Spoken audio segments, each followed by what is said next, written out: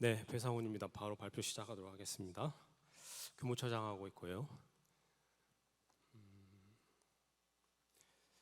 뭐 여러 가지 변화 그리고 위기, 아마 여기 이렇게 많이 모인 이유가 변화를 실감하고 위기를 체감하기 때문에 뭔가 학습해가지고 극복하고자 하는 의도가 아닌가 생각이 들고요.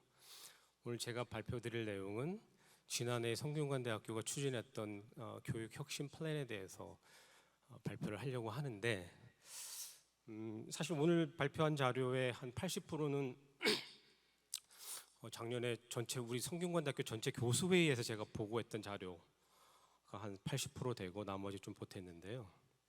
뭐 이런 것들은 너무 잘 아시니까 저는 이런 말씀을 꼭 드리고 싶습니다. 축적의 시간이란 말이 있는데요. 어느 대학이든 교육 혁신, 뭔가 패러다임 전환은 갑자기 일어나지 않는다. 오랫동안 축적된 그 역사 속에서 일어나는 것이지 혜성과 같이 어떤 총장의 영도와 처장의 지도력으로 나타난 건 아니다. 관련해서 오늘 말씀드릴 것은 갑자기 나온 건 아니고요. 저도 성균관대학교에서 중장기발전계획 수립위원장을 2번 정도 했었는데요.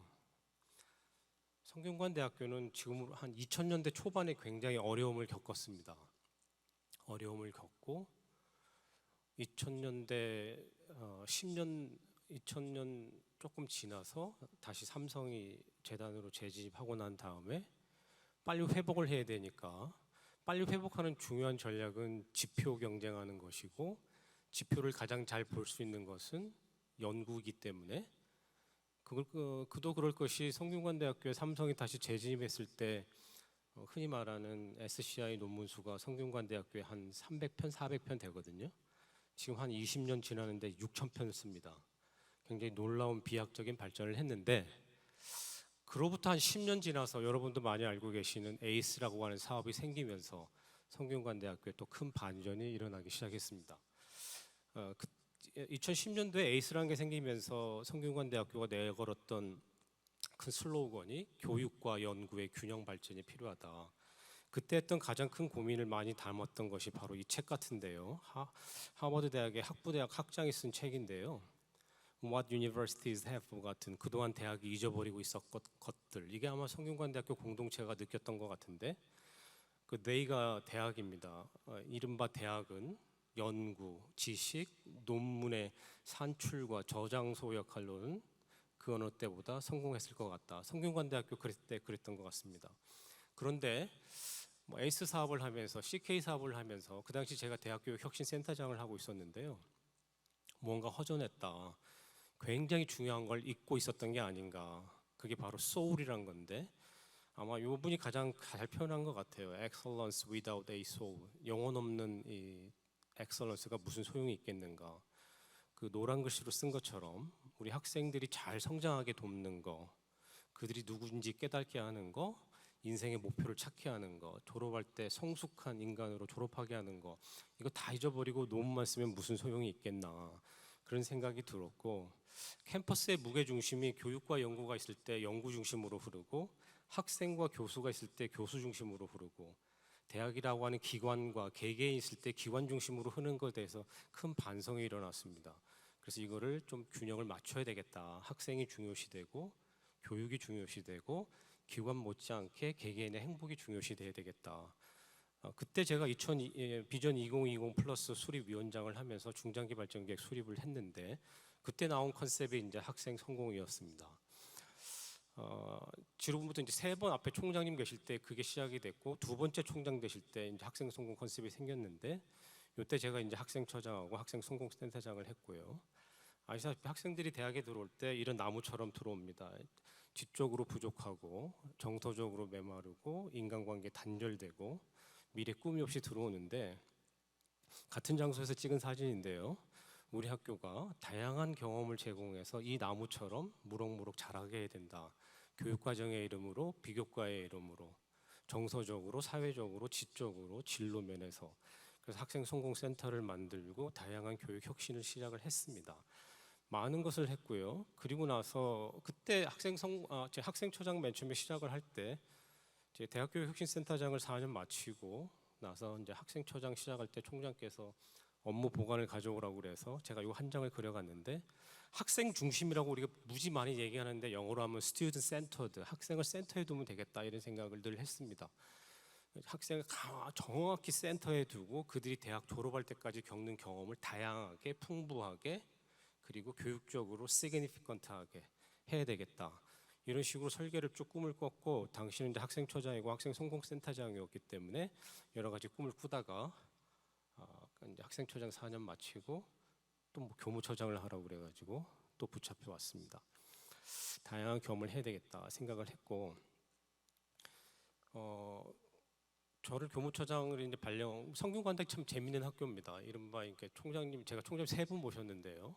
큰 흐름은 계속, 그래서 제가 이게 너무 중요한 것 같은데요.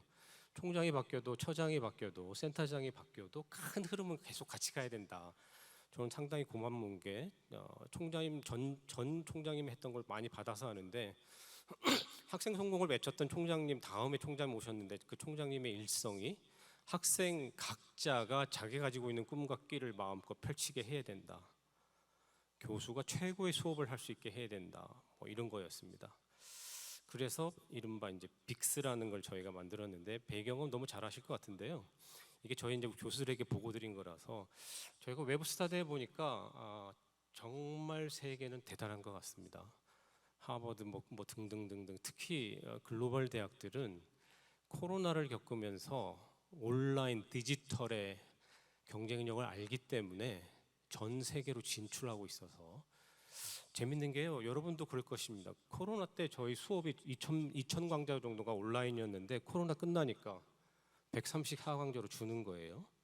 그대로 되돌아가서 이건 아닌 것 싶다 생각이 들었고 넘어가겠습니다. 이것도 굉장히 교무처장으로서 심각하게 생각했던 건데, 2015년? 한 15년 정도 전에 저희는 성균관대학교는 계열 기반 입학제를 한 15년 벌써 해오고 있긴 합니다. 학부제 비슷한 거죠. 그 당시에 제가 연구했을 때 전체 졸업학점의 3분의 1씩 전공 교양 선택이었는데요. 3분의 1씩 너무 중요한 거죠. 교무처장 맡고 나서 다시 들여다보니까 전체 졸업학점의 50%가 전공학점이고 40%가 교양학점이고 10%가 선택인 거예요. 선택이 없는 상태에서 무슨 창의가 있고 융합이 있나. 당연합니다. 학과의 힘이 세고 교수님들이 힘이 세고 그러니까 전공은 막 늘어나고, 성균관대학교는 학부대학이라고는 아주 강한 체제가 있기 때문에 교양의 힘이 세지고, 집단적으로 목소리를 낼 수 없는 학생들의 이익을 대변하지 못하고 하니까 학생들은 선택은 10%. 제가 보기에는 이런 식의 체제는 거의 학원이다, 직업교육기관이다. 이런 것들은 앞으로 삼성 멀티캠퍼스, 패스트 캠퍼스, 무슨 에콜 42 그런 데가 훨씬 더 잘할 수가 있습니다. 대학이란 게 무엇인가, 이걸 개혁하고자 했었고요. 넘어가겠습니다. 그래서 새로 오신 총장님께서 학생의 꿈과 끼를 펼칠 수 있도록 하자. 하고 싶은 공부를 마음껏 할 수 있게 해줘야 되겠다. 지금 뭐 교육부가 무학과 무슨 뭐 이런 얘기 많이 하는데, 저희가 한 1년 전에 시작했던 것을, 그러니까 그런 것 같습니다. 계속 저희가 대학이 안타까운 것은 교육부가 무슨 얘기 하나 이렇게 들여다보고 있는데, 대학이 할 일 잘하면 그냥 성공할 수 있는 거라는 믿음이 있습니다.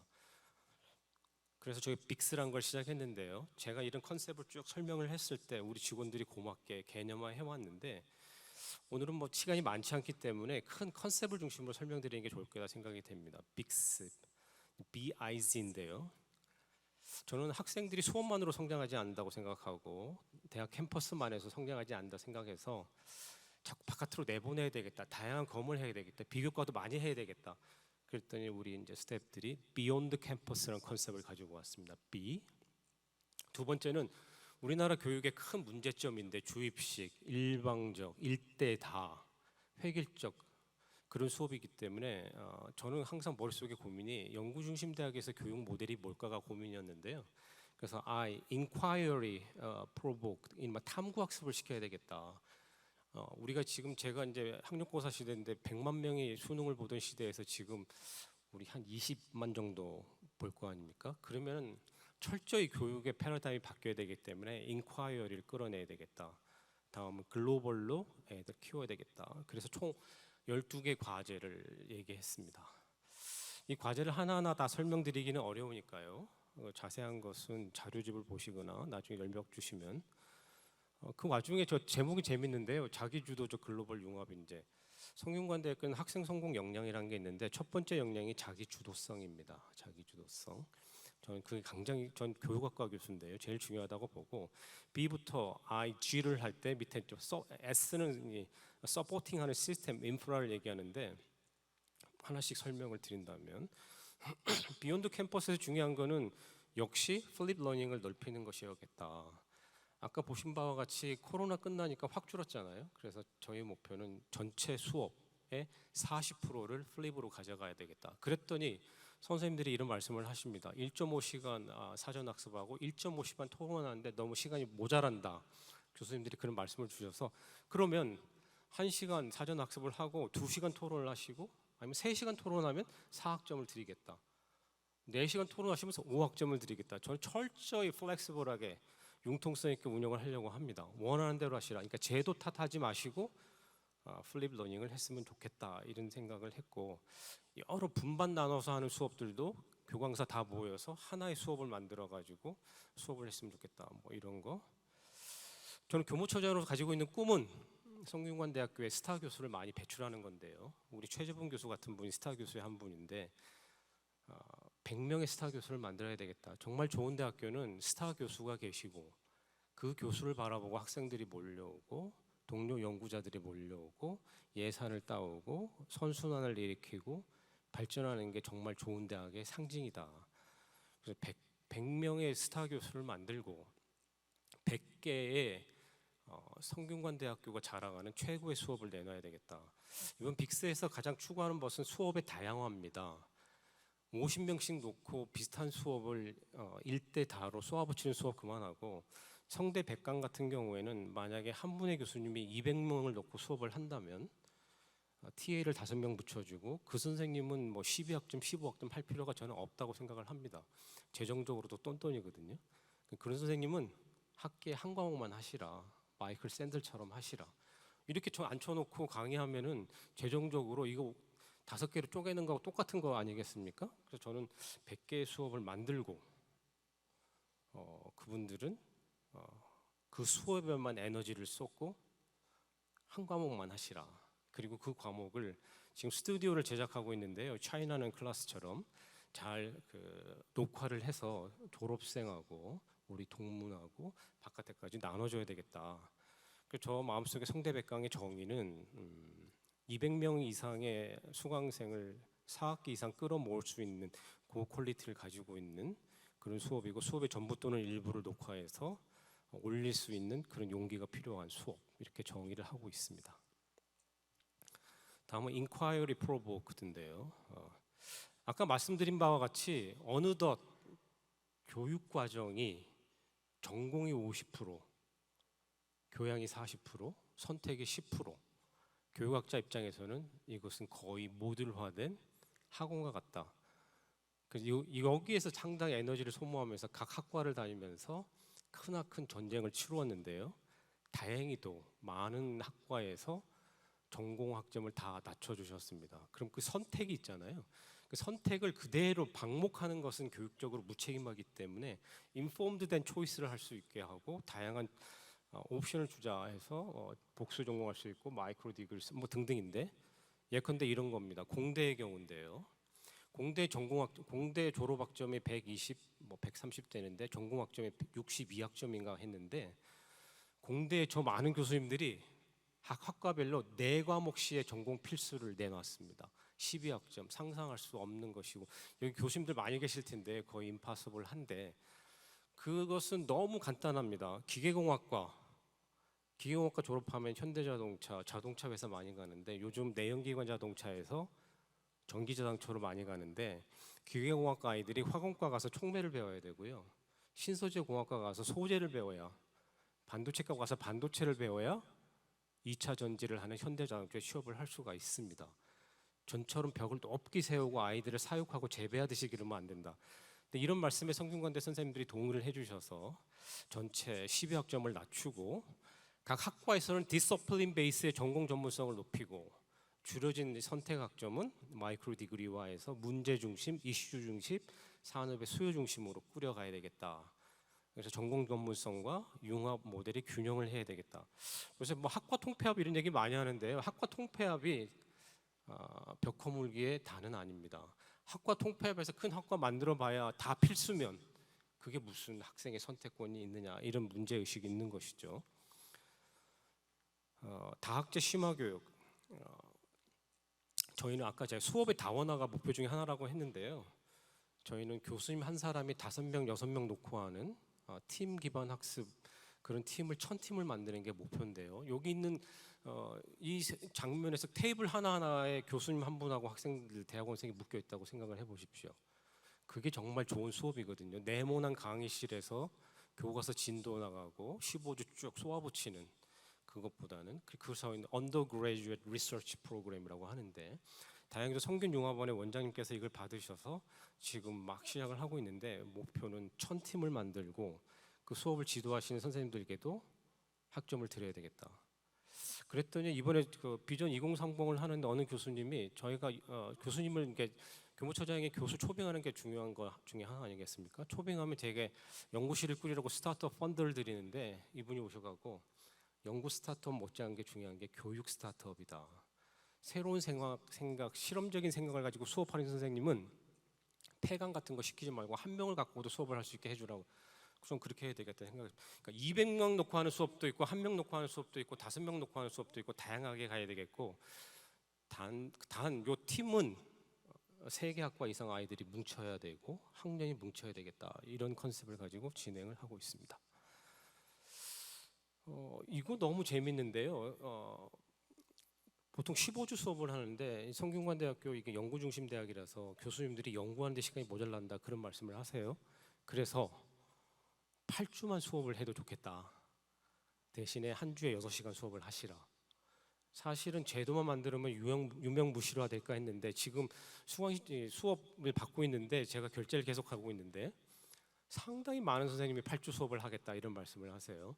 그래서 1학기 때 전반부에 8주 수업을 하고 2학기 때 후반부에 8주 수업을 하면 연구년 못지않게 상당한 시간이 남기 때문에 학회를 가시고 아이들하고 다양한 활동을 하고 동아리 봉사, 책 쓰는 시간을 확보할 수 있기 때문에 다양한 수업 모두를 가야 되겠다 이런 생각을 했고요.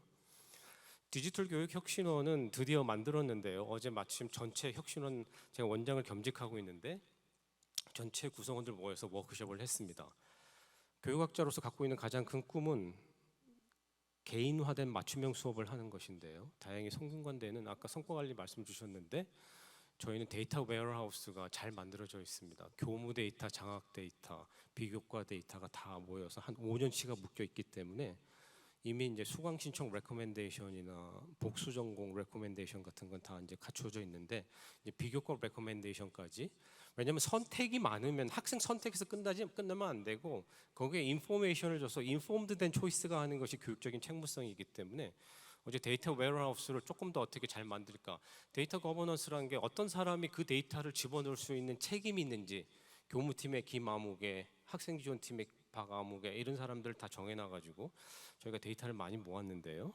그걸 통해서 이번에 교수학습센터장을 우리가 학습 분석하시는 선생님, 교육학과 교수님을 모셨는데 같이 앉아가지고 이제 실력을 발휘하라. 근데 경영학과 3학년이고 복수 전공으로 소프트웨어를 하고 싶은데 일반 공기업으로 가고 싶으면 지난 5년간 그 패스를 걸은 선배들이 어떤 길을 걸었는지를 알려줬으면 좋겠다. 그런 것입니다. 그런 것도 하고 성대 백강 그 녹화하는 작업도 여기서 할 것이고 요즘 성균관대 이렇게 도입해가지고 많은 대학에 문의 많이 하고 계신데 디지털 배지하고 포트폴리오.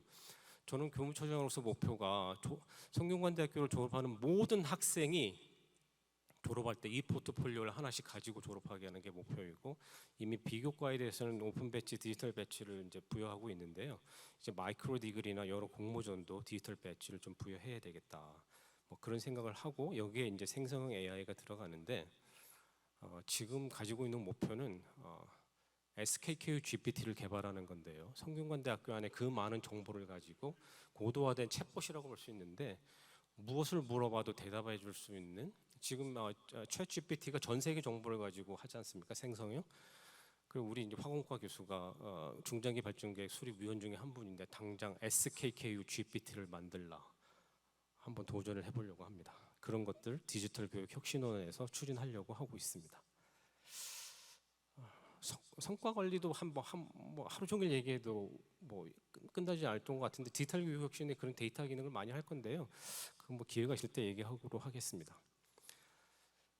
이 변화와 혁신 정말 어렵습니다. 이게 왜냐하면 교무팀 직원들, 학생 지원팀 또는 뭐 인재개발팀 굉장히 수고롭고요. 당장 효과가 나지 않습니다. 그리고 제주는 곰이 부르고 상은 되놈이 가져간다. 뭐 이런 것도 있고 지금 뭐 변하지 않아도 당장 편하죠. 편하고 나 뭐 그 혁신 나하고 상관없는 일이라 생각한다. 근데 되게 혁신을 잘 하지 못하는 대학이나 그룹의 특징은 그건 다 핑계고 꿈이 없어서 그렇습니다. 꿈이 우리 대학교에 어떤 교육을 하겠다고 하는 꿈이 없으면 생각도 안 나는 거예요. 그냥 정부 글로컬 라이즈 사업에 돈 따먹기 위해서 생각을 짜내는 것은 그 대학인답지 않습니다. 요거 관련해서 제가 좀 더 말씀드릴 게 있어서 말씀을 드리려고 하는데요. 제가 글로컬 대학 30에 대해서 연구를 했는데 많은 선생님들이 글로컬 대학 30의 특징이 뭡니까? 이렇게 해서 제가 그 글로벌 인재 포럼에서 발표했던 자료 슬라이드 하나 가져왔는데요. 뭐 글로컬 대학의 정의에 대해서 많은 사람들이 얘기를 하는데 흡사 여기 있는 많은 것들이 성균관대학교가 했던 길하고 비슷해서 설명을 좀 드려보려고 합니다. 글로컬 대학이란 무엇이냐? 저는 뭐 세계에 내놓을 만한 우리나라 최고의 대학이 글로컬 대학 아니겠나 저는 이렇게 생각을 하고요. 첫 번째, 내 대학의 위기 극복 차원에서 그치면 글로컬 대학이라 볼 수 없을 것 같아요. 적어도 내가 생각하고 있던 어떤 분야에서는 끝장을 보여주겠다. 한국에서 최고의 모델을 보여주겠다는 각오가 없으면 국민 세금을 들일 필요가 저는 없다고 봅니다. 많은 대학들이 장정 지방대학이 어렵기 때문에 우리 대학이 위기 극복 전략 많이 얘기하는데 위기 극복할 수 있는데요. 정말 존경받고 지속 가능한 성장을 하려면 뭔가를 보여주겠다. 제가 조금 건방진 얘기인데 중장기 발전계획 수립 위원회 할 때 우리 선생님들 모셔놓고 이렇게 말씀했습니다. 앞으로 성균관대학교 벤치마킹 하지 않는다. 벤치마킹 당하는 대학이 돼야 된다. 그러니까 뭐 글로컬이나 라이즈나 뭐 하고 싶은 대학들이 있으면 이 정도 하면 우리 대학이 벤치마킹 당하겠다 정도로 해야 된다. 저는 그런 생각이 있고요. 그렇게 하고 이런 데 와서 막 이렇게 공유해야 되겠다. 이타적인 대학이 돼야 되겠다. 내 대학 잘 살기가 아니다. 두 번째, 그 대학 하면 뭐 남는 브랜드가 있는 대학이면 좋겠다. 뭔가가 있는 대학. 이름은 들어봤는데 어디 있는지도 잘 모르겠습니다. 성대? 뭔가 있죠. 삼성 있을 수도 있고 뭐 갑자기 발전한 대학, 지표 경쟁 잘하는 대학, 뭐가 있든지 그 대학은 교육 정말 진심인 대학, 뭐가 됐든지 눈에 띄는 무언가가 있는지를 여기 초선들 많이 계실 텐데 돌아가셔서 곧 이제 전체 교수 세미나를 할 때 아마 A4지 한 장 나눠드리고 한번 교수들께 포를 해보시면 좋을 것 같습니다. 우리 대학 한번 생각내는 게 뭡니까? 이렇게 없으면 이제 끝나는 거죠. 세 번째, 좀 2% 더하는 담대하게 덤벼야 될 것 같습니다. 제가 아까 설명 못했는데 디지털 혁신원에서 제가 하려고 하는 게 웨이브란 게 있는데요. 지금 작년에 6개 파일럿을 했고 올해 한 10개 더 하는데 뭐냐면요. 되게 우리가 글로벌 수업하면 외국 강사를 초빙해갖고 이렇게 강사로 강의하는 거잖아요. 저희는 이번에 줌도 있고 해가지고 외국 대학의 수업과 성균관대학 수업 자체를 묶어버려야 되겠다. 홍콩 중문대학에서 하는 수업 그 장면과 우리 명륜동에서 하는 수업을 줌으로 싱크로너스하게 연결해서 그쪽 대학 선생님, 우리 대학 선생님을 모셔놓고 우크라이나와 러시아 전쟁에 대해서 생각을 토론을 하고 글로벌 클라이밋 체인지에 대해서 토론을 하고 이스라엘과 하마스 전쟁에 토론을 했을 때 우리 학생들이 세계보다 조금 더 담대하게 크게 덤벼야 되겠다. 뭐 이런 생각이 있습니다. 담대한 도전을 해야 되겠다. 이런 생각이 있고요. 그러니까 2%더 해야 된다. 네 번째, 많은 분들이 컨설팅 회사를 찾죠. 그리고 일타 강사를 찾는데 자기의 살 길은 스스로 하늘은 스스로 돕는다를 돕는다. 그 스스로 경쟁력을 찾아야 되고요. 저는 모든 대학에 강점이 있다고 생각합니다. 비교 우위가 있다고 생각합니다. 그 비교 우위와 강점이 지역의 여건, 그 대학에 해온 그 이력에 맞으면 되는 것이니까 스스로 경쟁력을 찾고 혁신에 접목을 해야 된다, 이런 생각을 하고요. 다섯 번째, 생각할 수 있는 혁신은 모두 끄집어 짜내야 된다, 이렇게. 정말 그렇게 해야 될 것 같고요. 그렇게 하려면 에이스 했을 때, CK 했을 때, 파일럿 했을 때 혁신 지원 단속되지 않고 계속 축적돼 가지고 터져야지. 에이스 했을 때 처장 다르고, CK 했을 때 처장 다르고, 총장 다르고, 이번에 TF에 모인 사람은 사업이 나오면 TF 확 모였다가 헤어지고 또 끝나고 돈 쓰고 잔치하고 끝나고, 그게 이제 잘 어려운 대학들의 특징이죠. 여섯 번째, 뭐 이런 처장님들 만나면 다 병원 다니세요. 어려운 분들입니다. 대학을 위해 죽도록 고생하고 헌신한 그 누군가가 있는 대학입니다.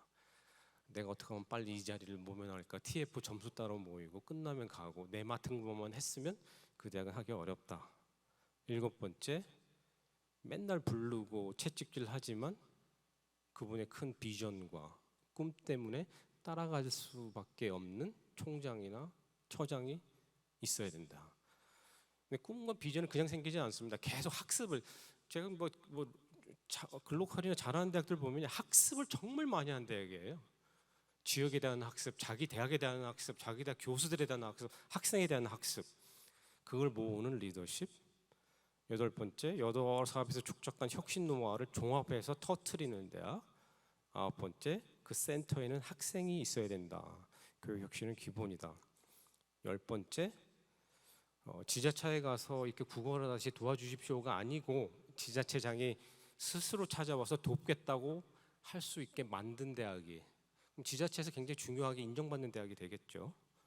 열한 번째, 캠퍼스 안에 있는 벽도 허물고 캠퍼스와 캠퍼스 밖에 그 사회를 연결하는 벽도 허물어서 활동의 무대는 넓히고 전략은 바꿔야 된다, 이런 생각이 듭니다. 제가 생각했을 때 지금 우리 빅스 같은 것은 이런 꿈을 가지고 쭉 했습니다. 뭔가를 한번, 우리도 스탠포드 같이 할 수 있을 것이다. 우리도 난양공대처럼 할 수 있을 것이다. 에이스부터 했던 것을, 에이스 때 했던 사업이 지금 계속되고 있거든요. 성균관대 25회 30회 차씩 센터장이 바뀌어도 끊임없이 가야 되겠다. 총장이 바뀌어도 학생 성공이라는 컨셉은 쭉 가야 된다.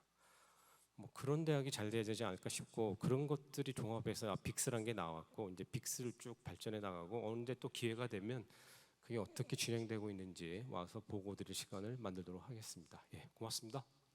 네, 배성훈 교무처장님께 큰 박수 부탁드리겠습니다.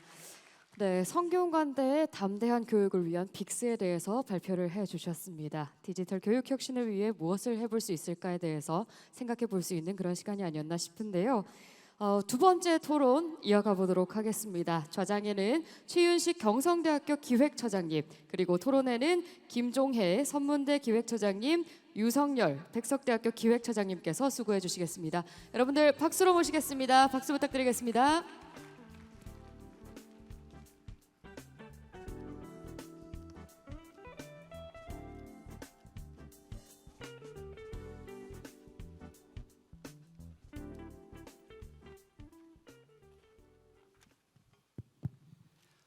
안녕하십니까. 저는 경성대학교 기획처장을 맡고 있는 최윤식입니다. 배상훈 교수님은 우리나라의 그 교육 혁신, 교육의 패러다임을 바꾸기 위해서 굉장히 많은 노력도 하시고, 그 다음에 22년도인가요? 대교협 그 정기총회에서도 패러다임의 변화가 아주 시급하다, 그런 주제로 아주 좋은 강의도 하시고, 우리나라의 교육 발전을 위해서 굉장히 많은 노력을 하시는 것으로 알고 있습니다. 오늘 성균관대의 어떤 교육 혁신에 관해서 저희가 굉장히 좋은 강연을 들은 것으로 저는 생각을 하고 있고요. 저는 이제 전공이 약학인데, 약학의 궁극적인 어떤 지향점은 개인 맞춤형 치료입니다. 그 환자들이 개인에 따라서 질병의 원인도 다를 것이고 모든 게 다르기 때문에, 특히 이제 암이라든지, 그렇죠. 그래서 그 사람의 어떤 질병의 원인이 되는 그걸 타겟팅을 해서 약물을 투여를 했을 때 정말 그 치료 효율이 높은데 아까 이제 맞춤형 교육, 맞춤형 수업을 말씀을 해주셨는데 오늘 제시한 모든 것들이 거기에 타겟팅이 되어 있는 것 같아요. 그래서 학생 선택권을 확대를 하고 거기에 이제 주요하게 들어가는 게 학제간 R&D라든지 또는 학제간 R&E, 학생 참여형 플립 러닝, 다학제적 심화 연구 또는 학사지도 유연화를 위한 뭐 모듈제, 디지털 이런 것들이 모두 결국에는 개인 맞춤형 수업 쪽을 궁극적으로는 그쪽을 지향하는 게 아닌가 싶어서 저도 그 부분에 있어서 굉장히 동의를 합니다. 그래서 성균관대의 어떤 교육 모델이라든지 혁신의 방향에 대해서 앞으로도 굉장히 관심 있게 계속해서 좀 공부를 해 보도록 하겠습니다. 오늘 토론회는 김종혜 선문대 기획차장님하고 유성철 백석대 기획차장님께서 해 주시는데요. 먼저 유성열 차장님부터 혹시 오늘 강연에 대해서 좀 말씀 부탁드리겠습니다. 네, 방금 소개받은 백석대 유성열입니다. 이런 자리에 오면 한편으로는 되게 안심이 됩니다. 우선 내가 학교에서 또 우리 학교에서 여러 가지 이런 교육 혁신 노력들을 하고 있는데 이게 그래도 제대로 방향을 잘 잡아가고 있구나라는 그런 측면에서 좀 한편으로 안심이 되고 또 한편으로 특히 오늘 이제 저 배상원 처장님 말씀을 들으면서 갈 길이 멀구나 이런 생각도 한편으로 들고 그래서 여러 가지 생각을 많이 했던 그런 시간이었던 것 같습니다. 이제 성균관대학교의 빅스라고 하는 그런 시스템에 대해서 설명을 해주셨는데 사실 토론을 한다 그러면서 이거가 이렇다 저렇다라고 말씀드리는 건 좀 아닌 것 같고 그래서 저는 그냥 이거 말씀을 들으면서 이제 제가 가지던 궁금증 몇 가지 좀 질문을 드리도록 하겠습니다. 먼저 이제 학생 참여형 플립 러닝을 하시면서 이제 보니까 자료에는 일반형, 심화형 이렇게 이제 구별을 해놓고 계시는데 제가 학교에서 사실 이제 지금은 이제 기획처에 있지만 여기 오기 전에 저도 이제 교무처장을 했었는데 코로나 시기에 교무처장을 하고 이제 끝나고 나서 가면서 저희도 이제 온라인 강좌를 좀 늘리려고 근데 이런 생각이 들었습니다.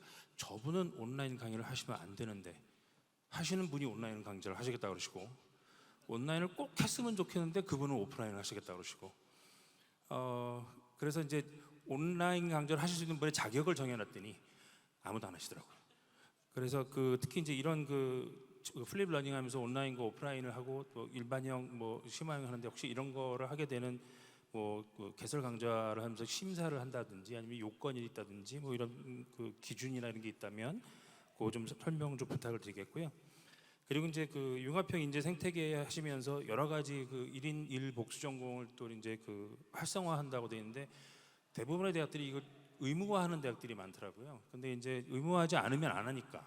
근데 지금 자료를 보니까 성대에서는 이게 아직 의무화는 하시지 않은 것 같아서 그럼 이거를 진작하기 위해서 어떤 노력을 좀 하시는지 그것 좀 궁금하고 그리고 이제 제가 되게 궁금했던 게 이제 6 모듈제, 6 모듈제 이래서 이제 여러 가지 형태의 유연학기제 이런 걸 하시는 것 같은데 이게 교수님 입장에서는 좀 쉬운데 여러 강좌를 들어야 되는 19학점, 17학점을 들어야 되는 학생들의 입장에서 볼 때는 이게 일반 저거 하고 그다음에 이런 집중 있어야 되는데 이런 것들이 섞여 있으면 학습 부담이 좀 되게 힘들어서 운영이 좀 힘들더라고요. 그래서 저도 한번 이거 도입하려고 그랬다가 교수님들은 은근히 학생들을 핑계 대면서 이렇게 저걸 하시기 때문에 그래서 되게 어려웠던 기억이 있어서 혹시 이 부분 또 어떻게 하시는지 좀 궁금하고 결정적으로 제일 궁금한 거는 교수님들의 협조가 없으면 이게 안 될 텐데 교수님들의 협조를 이제 어떻게 또 이렇게 끌어내시는지 그 부분이 되게 궁금해서 질문을 좀 드리도록 하겠습니다. 역시 제일 중요한 질문들 해주신 것 같고요. 온라인 수업은 지금 준비하고 있는 게 이제 빅스 2024 추진 계획을 준비하고 있는데 저희 스태프들하고 나눈 얘기가 40% 퍼센티지가 중요한 게 아니고 좋은 수업하는 게 중요한 것이다 이런 얘기가 나오고요. 그거를 한 센터나 어디서 이렇게 하기는 어렵고 전 두 트랙으로 가는데요. 디지털 교육혁신원이 LMS 보고 지금 위기 학생 찾는 시스템 개발하고 있는데 위기 교수님도 찾는 시스템 저희가 하고 있거든요. 수업 중에 이상한 말씀하시는 분들, 작년 데이터 쓴 분들 그게 첫 번째고요. 두 번째 제일 강력한 건 학생의 리뷰입니다. 제가 학생처장 할 때요, 코로나 때 온라인 수업 이렇게 막 했는데 학생들 불만이 많아가지고 의견 모으니까 3,000건의 클레임이 왔어요. 그걸 그대로 교무처장 드렸거든요. 다음 학기에 400건으로 줄었습니다. 그러니까 교수님들 움직이는 건 총장도 처장도 아니고 학생이다. 그들의 리뷰를 생생하게 그런 게 있고요. 두 번째는 인센티브인데요. 뒤에 어떻게 교수를 움직였는가 맥락이 같은데 저는 항상 그렇게 생각합니다.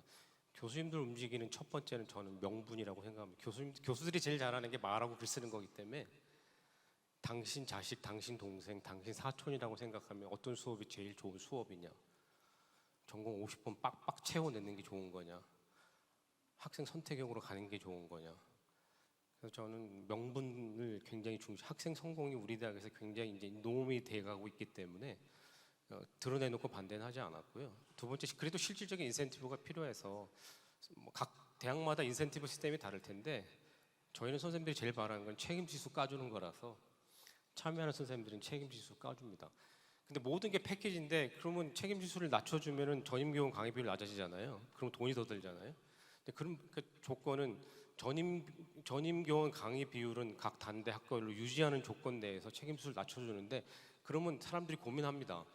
왜 이게 수업의 총량이라는 것은 수업의 수와 그 강의 학생 수기 때문에 다양하게 줌으로 할 건 줌으로 하고 대형은 대형으로 가고 소규모는 소규모로 가고 그러니까 굉장히 패키지로 가야 되거든요. 그러니까 전임교원 강의 비율을 유지하는 조건에서 참여하는 모든 학과와 단과대학은 책임지수 까주는 건데요. 너무 재밌는 게 뭔지 아세요? 참여대학 쭉 설명하고 난 다음에 교무회에 갖고 참여대학 참여하지 않은 대학 했는데 우리 18개 단과대학 중에 1.5개 단과대학만 참여를 안 한 거예요. 그렇게 큰 혁신의 흐름이 갈 때 동참하지 않으면 부끄러운 모습이 되면 따라오지 않을까 이런 생각이 들었고요. 6 모듈 굉장히 어렵습니다. 어렵고요. 아까 제가 혁신이 되지 않는 이유는 수고로움을 동반한다는 건데 제가 교무팀의 직원들 수업 편성하고 강의실 배정한 직원들 만나서 인터뷰하니까 굉장히 어렵다고 그래요. 하지만 노하우 알고는 있대요. 어려워서 그렇지. 그게 이제 혁신을 하는 것과 안 하는 것과 차이인데 6 모듈을 하고 저희가 플립 러닝을 하는 이유 중에 또 하나는 이유는 전반부에 1.5시간, 뒤반부 2.5시간이면 전반부 1.5시간은 저희가 강의실 배정 안 하거든요. 왠지 아세요? 앞으로 대학의 경쟁력은 공간에서 나온다는 믿음이 있어서 상당히 많은 수의 플립을 전행을 하면은 상당한 수의 교실이 나오고 그것을 학부라운지 대학원생 라운지 교수 라운지 다양한 메이커 스페이스를 만드는 게 목표라서 이렇게 점점 패키지로 가고 직원들이 비전에 동의해서 수고롭게 지금 그 교무처 직원들이 강의실 배정 모듈 뭐 교무처장 하시니까 아시지 않습니까? 기꺼이 하겠다. 그래야 혁신이 되지 않느냐. 뭐 이런 생각이 들고 마지막으로는 저는 그 교무처 맡으면서 두 가지 이렇게 원칙을 제시했는데 앉아서 기다리는 교무처 되지 말고 찾아가는 교무처 돼야 되겠다. 그래서 무슨 혁신을 해도 학과하고 단대 다 가서 설명회를 하니까 되게 감동하시더라고요. 두 번째 항상 천명했습니다. 아리까리하면 교수의 이익. 제가 학생처장 할 때는 학생 성공했는데요. 교무처장은 빨리 태세 전환을 해야 되기 때문에 교수 성장이 목표다 해서 아리까리하면 교수의 이익으로 우리 직원 선생님들 굉장히 규정 굉장히 따질 때 저는 아리까리하면 교수의 이익으로 그러니까 교수님들이 마음을 열고 따라오지 않나 그런 생각이 듭니다. 네. 예, 아까 배상훈 교수님 차장님 말씀하실 때 발표 때 그 말씀하셨거든요. 패러다임의 전환은 축적의 시간이다. 그 말씀을 하신 걸 저는 되게 동감하면서도 한편으로는 축적의 시간의 축적도 필요하지만 구성원들의 참여와 공감 이게 정말 필요하다라고 생각을 했습니다. 그래서 그 부분을 과연 어떻게 하셨을까 궁금했는데 지금 그 유성열 차장님의 질문에 대해서도 답을 하셨듯이 이 학생들의 어떤 의견을 통한 설득 또 명분 이런 것도 있었고 아까 그 모든 학과를 찾아다니시면서 전공 수업을 좀 낮추기 위해서 모든 학과를 설득을 하실 정도로 굉장히 많은 노력을 하신 것 같습니다. 그 부분이 잘 나타나 있는 것 같고요. 두 번째로 김종혜 차장님도 한 말씀 부탁드립니다. 네, 선문대 김종혜입니다. 에이스 사업 오늘 배상훈 처장님 말씀하시길래 2016년도도에 우리 대학이 에이스 사업 되면서 저도 교무처장하고 에이스 합단장하면서 교육에 굉장히 고민을 많이 했었던 그런 기억이 나고요. 그때 배상훈 우리 처장님한테 자문도 좀 많이 구했던, 또 벤치마킹도 지금 그때도 많이 갔었던 것 같고요. 많이 고민을 했었던 그런 내용들이 오늘 많이 나왔던 것 같습니다. 특히 저는 학사 구조 개선되면서 학사제도 유연화가 이제 대학마다 굉장히 일률적으로 하려고 한다. 왜냐하면 예를 들어 지금 발표하신 성균관대학교에서 하는 어떤 학사제도 유연화, 유연학기제, 뭐 플립러닝 이런 것들이 대학마다 여건도 다르고 환경도 다르고 다 다른데 좀 고민하고 학교마다 좀 다 그게 맞는 체계를 갖춰야 되겠다 이런 생각을 좀 많이 했습니다. 그래서 대학마다 오늘 말씀하신 게 대학이 어떤 교육의 변화는 축적되어 와야 된다는 게 굉장히 공감을 합니다. 저희도 뭐 예전부터 계속해서 교육에 대한 것들, A 사업 했던 것들 지금도 계속하고 있거든요. 상당 부분들이 지속적으로 유지가 되어 왔고 그런 부분들이 점점 개선되고 피드백되고 환류되면서 더 개선되는 게 아닌가 하는 생각에 굉장히 공감을 하고요. 또 하나가 저는 플립 러닝하고 또 하나 저는 성균관대 최재병 교수님 스타 강사 이야기하시는데 저도 우리 대학에 세계사를 방송 출연도 많이 하시고 유튜브도 나가시면서 굉장히 유명한 교수님이 계세요. 그런 분들을 좀 온라인 대형 강의로 좀 온라인 콘텐츠 한번 만들어 보면 좋겠다라고 생각하는 찰나에 오늘 오늘 말씀하신 그런 강좌를 우리도 한번 해봐야겠다는 그런 생각도 좀 들었고 한 명 놓고 20명 놓고 200명 놓고 그런 생각을 못 해봤거든요. 저희는 대학에서 폐강 기준을 어떻게 할까 이런 거 많이 고민하거든요. 또 새로운 어떤 제안이지 않나 좀 이런 것들은 스타 강사분들한테 좀 지원하고 혜택을 주면서 좀 받으면 좀 강의를 열어주면 괜찮겠다 좋겠다 이런 생각이 좀 들었습니다. 또 하나가 융합 인재 양성인데요. 많은 대학들이 아까 우리 백석대 처장님도 말씀하셨지만 1인 1 복수 전공, 1+1 전공 의무화 모듈 만들어 놓고 이거 듣고 저거 듣고 굉장히 짜집게 해서 융합 인재가 과연 나올까 저는 굉장히 의구심이 듭니다. 물론 마이크로 디그리 굉장히 이제 익숙한 단어잖아요. 누구든지 마이크로 디그리 다 한다고 작성하고 단일 심화 전공 과연 이게 저는 융합 전공일까 융합 인재 양성을 위한 해결 방안일까 하는 의구심이 좀 듭니다. 이 부분에 대해서도 한번 우리 배상훈 처장님께서 한번 답변을 주시면 좋을 것 같고요. 물론 성균관대는 보니까 학제간 R&E를 굉장히 활성화하고 대학원 연계하는 프로그램이 있던데 그런 부분은 굉장히 저는 바람직한 방향이고 기업이나 어떤 지역의 현안 문제를 해결하는 한 방향으로서 좋은 프로그램이다. 교육 과정을 우리가 따라가면 좋겠다 이런 생각은 좀 듭니다. 또 하나가 저는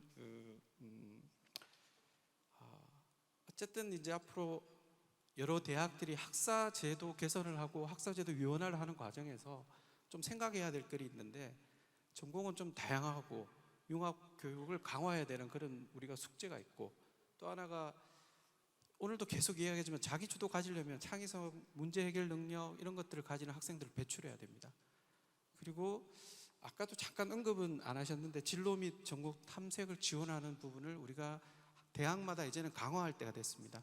그냥 단순하게 진로 하면 진로 어떻게 해야 될까? 오늘 디지털 교육 혁신을 만드는 것처럼 어떤 전문화된 기관, 센터하고 관리 체계가 반드시 수반되지 않으면 결국은 뭐 제도만 있고 프로그램만 있는 그런 걸로 끝나거든요. 결국은 행재정적인 지원을 어떻게 할 것인가 그런 부분에 있어서도 일단 지방대가 겪는 재정적인 어려움이 많거든요. 좀 배상훈 처장님께서 생각하는 좀 효율적인 방법이 있는지 그런 부분도 한번 설명해 주시면 좋을 것 같습니다. 이상입니다. 학사 유연화 이게 제일 화두잖아요. 근데 이제 학사 유연화하면 뭐 어떻게 할까 하고 전부 다 이 교육부 보도자를 봐야 된다. 이게 예시로 내온 걸 한번 따라가야 된다. 뭐 학과 만들고 그 방법일 수 있습니다. 근데 자기 스스로 이제 학교 내에서 회의를 해보면 교수님들 다 알고 있거든요. 그래서 저희는 아까 말씀드린 몇 가지 이제 해놓은 게 있는데 수업을 다양화하는 게 일단 첫 번째 목표. 100명짜리, 200명짜리, 5명짜리, 1명짜리 강의 해야 되겠다. 대신에 전임교원 강의 비율을 맞춰야 이게 돈이 더 안 드니까 할 수가 있어요. 제일 중요한 건 교육과정 혁신 같은데요. 다 눈 가리고 아웅하는 게 껍데기 틀 아무리 바꿔봐야 교육과정 개편 안 되면 그냥 눈 가리고 아웅하는 그 말잔치밖에 안 되거든요. 어떻게 교육과정 개편은 세 가지 같아요. 정예화, 쭉 느려서 가르치지 말고 뗀뗀하게 핵심을 잘 가르치고 쉬게 해주는 거, 최신화 계속 업데이트 해주는 거, 개방화. 저희는 그 크로스 리스팅 20%가 원칙이거든요. 땅과하고. 제가 교육행정 선생이지만 우리 교육행정 배우는 학생이 행정학과 수업 들으면 좋은 거고, 약학하는 아이들이 화학 들으면 굉장히 도움이 되는 것이고, 저는 그 세 가지를 굉장히 열심히 하려고 하고 있고요. 저희는 학과 간의 통폐합은 성균관대의 맥락과 특성상 어렵습니다. 차라리 총장이 퇴진하는 게 빠를 것 같아요. 대안은 뭐냐면 말씀드린 필수 학점을 낮추고 위를 터서 학생들이 마음껏 다닐 수 있게, 이 대목이 중요한 것 같아요. 마음껏 다니게 하는데 정보를 가지고 다녀야 무책임하지 않은 거니까요. 그래서 이 디지털 교육 혁신원을 만들고 데이터 웨어하우스를 만들고 인포음드 된 초이스가 돼서 주는 거, 이런 거 하고 있는 것 같고요. 진로 탐색, 저는 처장님 말씀드려서 오늘 아까 성균관대 인재개발팀장 오셨던데 제가 늘 강조하는 게 진로거든요. 진로가 잘 돼야 과목 선택이 잘 되고 부전공 선택이 되고 복수전공 선택이, 지금 쏠림 현상이 진로가 안 돼가지고 그냥 경영경제 가고 소프트웨어 가는 거 아니겠습니까? 1학년 때 진로를 좀 잘 해야 된다, 이런 생각이 들고요. 마지막으로는 저희는 이런 전략이 좀 있는 것 같아요. 비교과로 한번 잘 해본 시스템이 교과로 저희 이렇게 넘어오거든요. 비교과가 부담이 적잖아요. 실패해도 되고 뭐 해도 되고. 근데 비교과에서 성숙된 노하우 가지고 교과로 이렇게 넘어오는 거. 그리고 진짜 중요한 거는 역시 수고로움을 기꺼이 해주려고 하는 직원 스태프들이 있어야 되는 게 제일 중요한 것 같고, 아까 성과 관리도 저는 그런 생각이 있는데요. 집권화된 전문가 중심의 센터 중심, 성대는 그렇게 하지 않는 것 같아요. 분산해서 현업 부서 중심의 데일리 베이스로 그렇게 가는 것이 좀, 처음에는 집권화해서 전문가 센터를 만들고 가더라도 나중에는 각 그 팀에 있는 직원들이 책임감 가지고 자기 업무를 제일 잘하니까 혁신하게 하는 거, 그거의 최상위에는 꿈이 있어야 되겠다. 우리 대학이 뭘 해야 되겠다는 그 꿈이 없으면 계속 허물어지지 않나, 그렇게 생각이 됩니다. 예, 말씀 감사합니다. 저 간단한 질문이 하나 있는데요. 사실 그 학생의 그 선택권을 강화하고 학사 제도를 유연화하고 이런 것들이 요새 핵심이긴 한데, 화두이고. 그런데 대학생이 학교에 들어오면 4년 동안 공부를 해서 이제 졸업을 하는데 그 기간이 생각보다 되게 짧습니다. 그래서 가능하면 학생들은 시행착오를 최소화시키고 본인의 어떤 자기가 얻고자 하는 것을 얻어서 원하는 곳에 이제 진출을 하는 것이 중요한데, 학생 선택권 강화라는 것은 자칫 학생이 나의 어떤 진로라든지 과목, 전공 이런 걸 선택을 하다 보면 자칫 나하고 그다음에 이 진로에 대해서 또는 이 전공이나 과목에 대해 잘 몰라서 잘못 선택하는 경우도 있을 수 있고, 때로는 들었는데 그게 이제 좀 약간 본인이 원했던 그게 아닌 경우, 그래서 이런 어떤 환류라든지 학생이 올바른 선택을 할 수 있도록 해줄 수 있는 뭔가 시스템도 좀 필요하지 않을까, 그런 생각을 하거든요. 거기에 대해서는 혹시 어떤 의견이 있으실까요? 아마 요즘 제일 중요한 말 같아요. 그냥 허물고 선택만 강화하면 망칠 수 있습니다. 그러려면 중요한 거는 정보를 잘 제공해야 되는데, 이 길을 먼저 건 선배에 대한 정보인데, 어떤 것은 데이터 기반으로 나올 수 있는데, 저는 학생 성공센터장 할 때 학생들이 제일 말 잘 듣는 거는 선배예요. 롤 모델이 제일 중요하겠다는 생각이 들었고, 그 분야로 먼저 그 길을 걸어가서 경험해 본 사람들을 잡고, 전 교회 안 다니지만 간증을 시키는, 보고, 그러니까 유키즈 언더 블록 보시죠. 거기 보면 이렇게 터칭하는 거 있죠. 나도 그렇게 돼야 되겠다. 그 다음에는 무슨 과목을 듣고 무슨 복수 전공을 듣고 해야 되는 것이고, 그러니까 모든 게 엮여가야 되는데, 거기에 교수님도 데이터로 인포메이션 주는 것도 롤 모델도 홍보도 같이 가야 되고, 계속 킵 와칭을 해야지. 대학에 그 돈 조금 받겠다고 무책임하게 하면 아마 제 아들 같으면 그렇게 안 할 것 같습니다. 예, 시간이 다 되어서요. 오늘 정말 그 대학 교육의 혁신이라든지 또는 앞으로 우리 대학 우리 고등교육이 나아갈 길에 대해서 정말 많은 좀 좋은 말씀을 해주셔서 정말 감사드립니다. 이것으로 두 번째 강연은 마치도록 하겠습니다. 감사합니다. 네, 토론 참여해주신 분들께 큰 박수 부탁드리겠습니다.